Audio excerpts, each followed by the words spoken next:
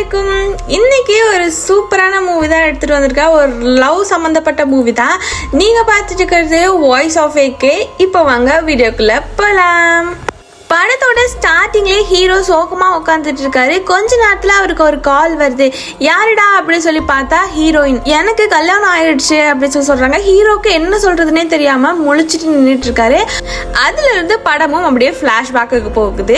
Hero வந்து college படிச்சுட்டு இருக்காரு. ஒரு நாள் காலேஜுக்கு கிளம்பி போயிட்டு இருக்கப்ப தான் ஹீரோயினை வந்து பார்க்குறாங்க.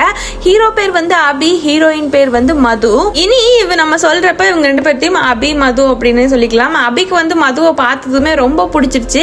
இப்போ அபி என்ன பண்றா அப்படின்னா அவனோட ஃப்ரெண்டு கிட்ட போய் இவ வீடு எங்க இருக்குன்னு கண்டுபிடிக்கணும்டா மச்சான் அப்படிலாம் சொல்லிட்டு இருக்கப்ப அவன் சொல்றான், அவன் பக்கத்து வீட்டுல தான்டா அந்த பொண்ணு இருக்கா அப்படி சொல்லிட்டு அபிக்கு ரொம்ப குஷி ஆயிடுது. அதுக்கப்புறம் அந்த வீட்டுக்கு முன்னாடி போய் நின்றுட்டு அந்த பொண்ணவே பார்த்துட்டு இருக்கிறது, பேச ட்ரை பண்ணிட்டு இப்படியே போயிட்டு இருக்கு. அதுக்கப்புறம் அவங்க ஏரியால குட்டி பசங்க வந்து பால் விளையாடிட்டு இருக்காங்க. இவனும் போய் அவங்க கூட சேர்ந்துட்டு வேணும்னே மது கிட்ட ஏதாச்சும் கான்வர்சேஷன் பண்ணணும் அப்படிங்கிறதுக்காக பாலை உள்ள தூக்கி வீசி விளையாடிட்டு இருக்காங்க. அப்போ மதுக்கு கோவம் வந்து ஒரு டைம் திட்டி விட்டுறான். அதுக்கப்புறம் அவங்க எல்லாரும் அங்கேருந்து கலைஞ்சு போயிடுறாங்க. அப்புறம் மது வந்து எங்கே காலேஜ் போனாலும் அவன் பின்னாடியே போகிறது இப்படிலாம் போயிட்டு இருக்கு. மது எங்கே பார்த்தாலும் இவன் சிரிச்சுக்கிட்டே இருக்கான். அதனால ஒரு நாள் நைட்டு மது கூப்பிட்டு என்ன கேட்குறா அப்படின்னா, ஏன் என்னை பார்த்து சிரிச்சுட்டே இருக்கேன், என்னை பார்த்தா உனக்கு ஜோக்கிற மாதிரி இருக்கா அப்படி சொல்லி கேட்குறப்ப, ஐயோ அப்படியெல்லாம் இல்லை, எனக்கு உங்களை ரொம்ப பிடிச்சிருக்கு அதுதான் சிரித்தேன் அப்படி சொல்லவும் இதுலேருந்து இவங்க ரெண்டு பேர்த்துக்கும் கான்வர்சேஷன் நல்லாவே ஸ்டார்ட் ஆகுது. ரெண்டு பேரும் லவ் பண்ண ஆரம்பிக்கிறாங்க. கொஞ்சம் கொஞ்சமாக பேசிட்டு காலேஜ் போகிறேன் அப்படி சொல்லிட்டு ரெண்டு பேரும் கிளம்பி தனியாக காலேஜ் போகாமல் வெளியே போகிறது இப்படியெல்லாம் அவங்க லவ் வந்து போயிட்டு இருக்கப்ப திடீர்னு ஒரு நாள் கேம்பஸ் இன்டர்வியூவில் அபி வந்து செலக்ட் ஆகி அவனுக்கு வந்து வைசாகில் வந்து ஒர்க் கிடைச்சிருது. இதை மது கிட்ட சொல்லவும் இப்போ ரெண்டு பேரும் பிரியணும் அப்படி சொல்லி பயங்கர சோகமாகறாங்க. அடுத்த நாள் மார்னிங்கே அபியும் கிளம்பி வைசாக் வந்து போயிடுறான். அவனோட ஒர்க் அங்கே ஒரு பக்கம் போயிட்டு இருக்கு. அப்படியே மது வந்து இங்கே காலேஜ் போயிட்டு இருக்கா. வைசாக் போன கொஞ்ச நாள்லயே அபிக்கு வந்து அங்கே சூப்பராக செட் ஆயிடுச்சு. அவனோட ட்ரீம் அப்படின்னு இருக்கும்ல, அதெல்லாம் ஒவ்வொன்றா பூர்த்தி பண்ணிட்டே வந்துட்டு இருக்கான். சர்ப்ரைஸ் கொடுக்கணும் அப்படின்னு சொல்லி அபி வந்து மதுக்கு கூப்பிட்டு நான் பைக் எடுத்துட்டேன் அப்படி சொல்றா. அப்போ மது இருந்துட்டு நான் தான் அவங்க கூட ஃபர்ஸ்ட் பில்லியன் ரைடரா வருவேன் அப்படி சொன்னதும் அவகிட்ட காட்டுறதுக்காகவே வைசாக்லேருந்து அந்த பைக் எடுத்துட்டு இவங்க ஊருக்கு வந்து டிராவல் பண்ணி வந்திருப்பான். சர்ப்ரைஸ் கொடுத்துருப்பான். அதுக்கப்புறம் ரெண்டு பேரும் ஜாலியாக வெளியெல்லாம் போயிட்டு ரொம்ப நாள் கழிச்சு மீட் பண்ணியிருக்காங்கல்ல. அபிக்கு வந்து ஒரு ஹெல்மெட்லாம் மது வந்து வாங்கி கொடுத்துட்டு அவ வீட்டுக்கும் மது வந்து இவன் வீட்டுக்கும் போயிடுறாங்க. போன உடனே மது என்ன பண்றா அப்படின்னா அவங்க அம்மாவை கூப்பிட்டு வச்சு நான் இப்படி ஒரு பொண்ணை லவ் பண்றேன் அப்படி சொல்லவும் யாருன்னு கேட்குறப்ப பக்கத்து வீட்டு பொண்ணு தான் அப்படின்னு சொல்லி பேசிட்டு இருக்கப்பவே அவங்க அப்பா வந்துடுறாரு. அப்பா வந்து என்னடா இதெல்லாம் அப்படி சொல்லி கேட்குறப்ப ரொம்ப நல்ல பொண்ணுப்பா, எனக்கு ரொம்ப பிடிச்சிருக்கு, நான் 4 வருஷமா லவ் பண்ணிட்டு இருக்கேன் அப்படி சொல்றாங்க. அவங்க அப்பா அந்த பொண்ணு நல்ல பொண்ணு தான், ஆனால் அவங்க அப்பா சரியில்லை அப்படி சொல்றாங்க. அதெல்லாம் தாண்டி ஹீரோவும் பிளான் பண்ணிட்டு அவங்க அப்பா கிட்டே டேரக்டா போய் பேசிடலாம் அப்படி சொல்லிட்டு அபி வந்து கிளம்பி மதுவோட வீட்டுக்கு வந்து போயிடுறான். அபி அவங்க வீட்டுக்குள்ள போனதுமே அந்த அங்கிளுமே வாப்பா தம்பி வா வைசாக்ல இருக்கேன்னு சொல்லிட்டு இருந்தாங்க, நீங்க எப்ப வந்த அப்படிலாம் விசாரிச்சுட்டு இருக்காங்க. கரெக்டா அந்த இடத்துல மதுவும் வந்து உட்காந்துறா. அவங்க அம்மா காஃபி எடுத்துட்டு வந்து கொடுத்துட்டு இருக்காங்க. என்னப்பா ஏதாச்சும் சொல்லணுமா அப்படி சொல்லி கேட்குறப்ப, ஆமா அங்கிள் எனக்கு உங்க பொண்ணு ரொம்ப பிடிச்சிருக்கு, நாங்க ரெண்டு பேரும் லவ் பண்றோம், நாங்க கல்யாணம் பண்ணிக்கணும்னு ஆசைப்படுறோம் அப்படி சொல்லி பேசினதும் அவங்க அப்பா என்ன பண்றாரு அப்படின்னா வேற ஒருத்தருக்கு கால் பண்ணி, நீங்க அன்னைக்கு என்கிட்ட பொண்ணு கேட்டீங்கல்ல, அன்னைக்கு நான் வேணான்னு சொன்னேன், பட் நாளைக்கு கிளம்பி வந்துருங்க, என் பொண்ணை கல்யாணம் பண்ணி தரேன் அப்படி சொல்லிட்டு அபியுமே ரொம்ப அசிங்கமா பேசி வெளியே அனுப்பிச்சிடுறாரு. அதே இடத்துல ஹீரோயினுக்கும் பயங்கரமா அடி திட்டு எல்லாம் விழுகுது. அடுத்த நாள் மார்னிங் அபி வெளியே நின்றுட்டு இருக்கப்ப மாப்பிள்ளை கார் வந்து நிற்குது. டிரைவர் வந்து ஏப்பா இங்க அந்த பொண்ணு வீடு எங்க அப்படி சொல்லி கேட்குறப்ப இவனுக்கு பயங்கரமா கோவம் வருது. அவன் அங்கே போய் சண்டை போடலான்னு போறப்ப அவங்க அப்பா கரெக்டா வந்து கூட்டிட்டு வந்துடுறாரு. இவங்களுமே உள்ள போய் உட்காந்து சம்மந்தம் பேச ஆரம்பிச்சிடுறாங்க. மது கிட்ட பேசினாங்க, பட் வந்து சோகமாவே இருந்தாலும் அவங்க அப்பா வந்து இந்த இடத்துல எல்லாத்தையுமே பேசி சமாளிச்சிடுறாங்க. அவங்களுக்கான டேட்டுமே ஃபிக்ஸ் பண்ணி இந்த இடத்துல ஒரு நிச்சயம் மாதிரி ஒன்று வந்து முடிச்சுட்டு மாப்பிள்ளை வீட்டு சைட்ல இருந்தும் கிளம்பிடுறாங்க. அபி இருந்துட்டு அவங்க அப்பா கிட்ட போய் பேசலாம் அப்படின்னு சொல்லி நினைக்கிறப்ப அவங்க அப்பா வீட்டு வாசல்லே நின்று அவனை வந்து முறைச்சிட்டு போயிடுறாங்க. அதுக்கப்புறம் இவனுக்கும் என்ன பண்றதுன்னே தெரியல. மதுவை அவங்க அப்பா வெளியே விடவே இல்லை. ஒரு 2 months இப்படியே போயிட்டு இருக்கு. ஹீரோவும் ரொம்ப ஃபீல் பண்றான். அவனோட நம்பருக்கு எல்லாத்துக்குமே கால் பண்ணி பார்க்கறான், பட் எந்த ரெஸ்பாண்டும் இல்லை. ஒரு நாள் மதுவோட அப்பா எங்கேயோ வெளியே போயிருக்கப்ப மது வந்து அபியை பார்க்க அந்த அவங்க எப்பவும் மீட் பண்ற மாடிக்கு வந்திருப்பாங்க. ஹீரோ வந்து அப்ப என்ன சொல்றான் அப்படின்னா, இதுக்கு மேல நம்ம இங்க இருந்தோம்னா நம்ம ரெண்டு பேர்த்தையும் ஒன்னும் சேரவே விட மாட்டேன், மாட்டாங்க. நம்ம 2 பேரும் இங்கிருந்து கிளம்பி வைசாகே போயிடலாம், நீ வந்து நம்ம எப்போ பேசுவோம்ல அந்த இடத்துக்கு வந்துரு அப்படி சொல்லிட்டு கீழே போய் படுத்து தூங்கிடுறாரு. அன்னைக்கு நைட்டு அவங்க அப்பா அம்மா எல்லாம் தூங்கினதுக்கு அப்புறம் அபி வந்து யாருக்கும் தெரியாம வெளியே எழுந்திரிச்சு வந்துடுறான். அதே சைடுல ஹீரோயினும் அவங்க அப்பா வந்து உள்ள வந்து கதவை சாத்தி வச்சுட்டு அபி சொன்ன இடத்துக்கே இவளும் வந்துடுறா. ரொம்ப நாள் கழிச்சு பார்க்கறதுனால 2 பேரும் கட்டி பிடிச்சி அழுக ஆரம்பிச்சிடுறாங்க. அதுக்கப்புறம் வா போலாம் அப்படி சொல்லி அபி கூப்பிடுறப்ப மது இல்ல நான் வரல அப்படி சொல்லி சொல்றான். என்ன பேசுற மது, வா ஃபர்ஸ்ட் நம்ம இங்கிருந்து போகலாம், அதுக்கப்புறம் எதுவாக இருந்தாலும் பேசலாம் அப்படி சொல்லி சொல்றப்ப மது இருந்துட்டு சொல்ல ஆரம்பிக்கிறா, எங்க அப்பா நம்ம இங்கிருந்து போனோம் அப்படின்னா உன்னை கொல்றுவாங்க, நம்ம எங்க இருந்தாலும் கண்டுபிடிச்சு கொண்டுருவாங்க அப்படிலாம் சொல்றப்ப என்னால சுத்தமா நீ இல்லாம இருக்க முடியாது, தயவு செஞ்சு நான் சொல்றதை கேளு, வா போலாம் அப்படி சொல்றப்ப எவ்வளவு சொல்லியும் வந்து ஹீரோயின் வந்து கேட்கவே இல்லை.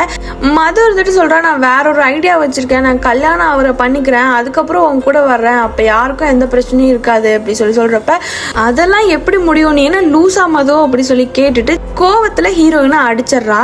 இருந்தாலும் பரவாயில்ல, இதுதான் என் முடிவு அப்படி சொல்லிட்டு ஹீரோயின் அங்கிருந்து கிளம்பிடுறா. அடுத்த நாள் காலையில ஹீரோயினுக்கு கல்யாணமும் நடந்துருது. அங்க அவ கல்யாணம் என்னமோ ஆட்டம் பாட்டம் கொண்டாட்டம் அப்படி சொல்லி ஜாலியா போயிட்டு இருக்கு. இந்த சைடு ஹீரோ பயங்கரமா உட்காந்து ஒரு மூலையில அழுதுட்டு இருக்கான். அடுத்த நாள் காலையில ஹீரோயினை வந்து மறுவீடு அனுப்புறதுக்காக ஹஸ்பண்ட் கூட அனுப்பிச்சு விட்டுறாங்க. இப்போ ஹஸ்பண்ட் கூட போறப்பதான் தெரியுது இவங்களும் வைசாக் தான் போயிருக்காங்க அப்படி சொல்லிட்டு மது அங்கேயே யோசிக்க ஆரம்பிச்சிடறா, நம்ம எப்படி போய் அபிய பார்க்கலாம் அப்படி சொல்லிட்டு. கொஞ்ச நேரத்திலேயே மதுவோட ஹஸ்பண்ட் வீட்டுக்கு அவங்க போயிடுறாங்க. அவங்க லைஃப் அங்க நார்மலா போயிட்டு இருக்கு. ஒரு நாள் அவங்க ஹஸ்பண்ட் மதுக்கு வந்து ஃபோன் கிஃப்ட் பண்ணியிருப்பாரு. அதுல இருந்து ஃபர்ஸ்ட் எடுத்ததுமே அபிக்கு தான் கூப்பிட்டுருப்பான். பட் இவளோட காலை அபி பிக் பண்ணாததுனால நேர்லயே போலாம் அப்படின்னு சொல்லி முடிவு பண்றா. அவங்க ஹஸ்பண்ட் வந்து ஒர்க் போனதும் அவங்க வீட்டுல இருந்து கிளம்பி அபிய பார்க்க வந்து போயிடுறா. போனதுமே அபி அண்ட் மது 2 பேரும் பேச ஆரம்பிக்கிறாங்க. அபி ரொம்ப சோகமா, நம்ம எப்படி இருந்திருக்க வேண்டியது, இப்ப பாரு நான் உன் பக்கத்துல கூட வர முடியாது அப்படிலாம் சொல்லிட்டு கோவமா பேசி ஃபர்ஸ்ட் நீ இங்கிருந்து போ அப்படி சொல்றான். கொஞ்ச தூரம் மது போனதுமே அபியை கூப்பிட்டு 2 பேரும் மறுபடியும் பேச்சப் ஆகுறாங்க, அவங்க ஹஸ்பண்டுக்கே தெரியாம அதே இடத்துல. அதுக்கப்புறம் டெய்லியும் மது வந்து அபிக்கு வந்து சமைச்சு தரது, ஊட்டி விடுறது இப்படி எல்லாம் போயிட்டு இருக்கு. மது என்ன பண்றா அப்படின்னா, அவங்க ஹஸ்பண்ட் கிட்ட என்னால டெய்லியும் வீட்லயே இருக்க முடியல, நான் ஏதாச்சும் கோர்ஸ் ஜாயின் பண்றேன் அப்படி சொல்லிட்டு ஒரு கோர்ஸும் ஜாயின் பண்ணிட்டு கோர்ஸ் போறேன் அப்படி சொல்லிட்டு டெய்லியும் அபி கூட வெளியே வர ஆரம்பிக்கிறாங்க. இவங்களோட லைஃப் இப்படியே தான் போயிட்டு இருக்கு. ஒரு நாள் இவங்களோட ஃப்ரெண்டு சைலஜா, அவளுக்கும் அதே இடத்துல ஒர்க் கிடைச்சி அபியை வந்து மீட் பண்றதுக்கு வந்திருப்பா. அப்படி பாக்குறப்பதான் தெரியுது மதுவும் இங்கதான் இருக்கா அப்படி சொல்லி. சைலஜாவும் எவ்வளவோ சொல்லி பாக்குறா, நீங்க 2 பேரும் பண்றது ரொம்ப தப்பு அப்படிலாம் சொன்னாலும் என்ன எல்லாத்தோட சிச்சுவேஷன் அப்படி அமைஞ்சது அப்படின்னா யாராலையும் ஒன்றும் பண்ண முடியாது அப்படி சொல்றாங்க. இவ இதுக்கப்புறம் நான் உங்களுக்கு சொல்லி புரிய வைக்க முடியாது, நான் கிளம்புறேன் அப்படி சொல்லிட்டு அந்த இடத்துல இருந்து கிளம்பிடுறா. அபியோட ஆபீஸ்ல தான் இவளுக்குமே வேலை. அதே சைடு எப்பவும் போல அபி அண்ட் மது 2 பேரும் வெளியே போறது, அவங்க பாத்துக்கிறது இப்படியே தான் போயிட்டு இருக்கு அவங்க லைஃபும். ஒரு நாள் அபி வந்து ஆஃபீஸ் போறப்ப எல்லாரும் வந்து கங்க்ராச்சுலேஷன்ஸ் அப்படி சொல்றாங்க. அபிக்கு ஒண்ணுமே புரியல, என்னடா நடக்குது அப்படி சொல்லி போய் மேனேஜரை பாக்குறப்பதான் தெரியுது உங்களுக்கு உங்களோட ட்ரீம் ஜாப் அப்ராட்ல கிடைச்சிருக்கு அப்படி சொல்லி. இதை ஆசையா கூப்பிட்டு மது கிட்ட சொல்லலான்னு பார்த்தா மது அவங்களோட ஹஸ்பண்ட் கூட இருந்ததுனால காலை கட் பண்ணி விடுறா. இப்பதான் அபிக்கு புரிய ஆரம்பிக்குது, நமக்கானது வந்து இது கிடையாது, நம்ம லைஃப் இது இல்லை அப்படி சொல்லிட்டு மது கிட்ட கூப்பிட்டு எனக்கு நீ இனிமேல் வேணாம் அப்படி சொல்றப்ப மது கெஞ்ச ஆரம்பிக்கிறா. இல்ல இனிமேல் நீ என் லைஃப்ல வேணாம் அப்படி சொல்லிட்டு அவங்க அம்மாட்ட கூப்பிட்டு நான் கல்யாணம் பண்ணிக்கிறேம்மா, எனக்கு பொண்ணு பாருங்க அப்படி சொல்லி அபி வந்து சொல்லிடுறான். அவனுமே ஒவ்வொரு பொண்ணை போய் பாக்குறான், எதுவுமே செட் ஆகல. மதுவோட ஞாபகம் வந்துடக்கூடாது அப்படி சொல்லிட்டு அவ கூட இந்த திங்ஸ், மெயில் ஐடி, போட்டோஸ் எல்லாமே டெலிட் பண்ணும் அப்படி சொல்லி முடிவு பண்ணி எல்லாத்தையுமே பண்றான். இருந்தாலும் அவனால மதுவை மறக்கவே முடியல. கொஞ்ச நாள்ல மறுபடியும் மதுவோட ஒரு போட்டோவை பார்த்ததும் அகைன் மதுவோட ஞாபகம் வருது. இவன் அப்ராட் போறதா இருந்துச்சுல, அதை போய் அவங்க மேனேஜர் கிட்ட சொல்லிட்டு நான் அப்ராட்லாம் போல அப்படி சொல்லிட்டு வந்துடுறான். ஏன் அப்படின்னு ரீசன் கேட்கறப்ப இல்ல சார் எனக்கு இப்ப இன்ட்ரெஸ்ட் இல்லை அப்படி சொல்லவும் அவங்களும் ஓகே அப்படி சொல்லி விட்டுறாங்க. இவனும் வீட்டுல வந்து உட்காந்துட்டு இருக்கப்ப மது கிட்ட இருந்து கால் வருது. நீ தானே வேணான்னு சொல்லிட்டு லாஸ்டா ஒரு வாட்டி நான் உன்னை பார்க்கணும் அப்படி சொல்லி கூப்பிடுறப்ப சரின்னு ஓகே சொல்லி அபியும் அந்த இடத்துக்கு வந்து வரான். மதுவை போய் கூப்பிட்டு 2 பேரும் அகைன் வந்து பீச்சுக்கு போறாங்க. இங்க போனதும் நான் பிரெக்னெண்டா இருக்கேன், இனிமேல் நம்ம பேசிக்க வேணாம் அப்படி சொல்லி சொல்றான்.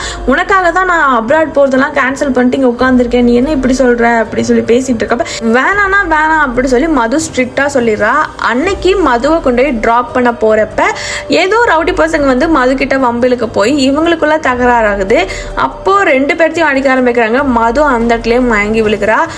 அவளை தூக்கிட்டு உடனே அபி வந்து ஹாஸ்பிட்டல் போயிடுறான். அவளோட ஃப்ரெண்டு சைலஜாட்டையும் சொல்லிட்டு அவங்க ஹஸ்பண்டை வந்து அந்த ஹாஸ்பிட்டலுக்கு வர வச்சிருப்பாங்க. இப்போ டாக்டர் வந்து பார்த்துட்டு இல்லை அவங்களுக்கு ஒன்றும் இல்லை, நீங்கள் உள்ளே போய் பார்க்கலான்னு சொல்கிறப்ப ஃபர்ஸ்ட்டு அவங்க ஹஸ்பண்ட் வந்து உள்ளே போயிடுறாங்க. இப்போ அபி வந்து பாவமாக நின்று அவளை வெளியே நின்று பார்த்துட்டு இருக்கா. இப்போதான் சைலஜா சொல்கிறா என்னதான் இருந்தாலும் அவளுக்குன்னு வேற ஒரு ஹஸ்பண்ட் இருக்காங்க அப்படி சொல்லவும் இப்போதான் அபிக்கு புரிய ஆரம்பிக்குது. எகைன் நான் அப்ராட் போகிறேன், நீ ஹெச்ஆர்ட்ட பேசு அப்படி சொல்லவும் அவளும் போய் அவங்க கிட்ட பேசி அபிக்கு வந்து அப்ராட் போகிறதுக்கான வாய்ப்பையும் ஏற்படுத்துகிறாங்க. அவனும் ஊருக்கு போயிட்டு அவங்க அப்பா அம்மா கிட்ட எல்லாம் சொல்லிட்டு இவனும் வந்து கிளம்பிடுறான். கொஞ்ச நாள் கழிச்சு திடீர்னு சைலஜாட்ட அவங்க ஹெச்ஆர் வந்து கேட்குறாங்க, எங்கே உன் ஃப்ரெண்டு, அவன் நாங்கள் அனுப்புகிற ஃப்ளைட்டில் போகவே இல்லையா அப்படி சொல்லி கேட்குறப்ப தான் தெரியுது அபி வந்து அப்ராட் போகவே இல்லை அப்படி சொல்லிட்டு.